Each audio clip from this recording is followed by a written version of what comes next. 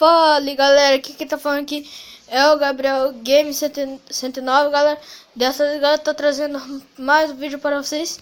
Galera, esse vai ser o tutorial de uma lareira, que fui eu que meti essa lareira. Eu que fiz essa lareira. Então o tutorial dela.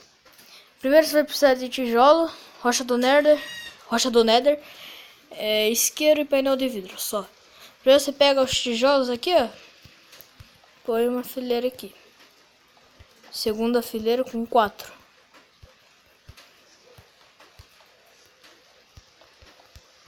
Quatro fileiras com 4 blocos. Certo. Aí você aqui se levanta tipo numa casinha. Para uma casinha aqui.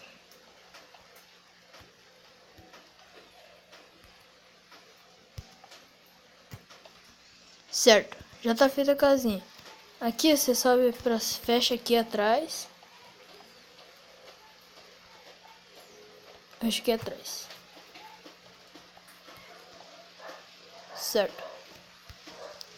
Aqui você pega o painel de vidro. O painel de vidro aqui.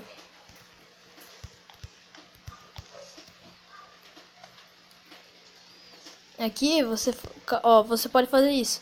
Vai colocar a rocha do Nether e colocar fogo. Você pode fazer assim, ó. Você tira esses dois tijolos, põe a rocha do Nether e põe fogo.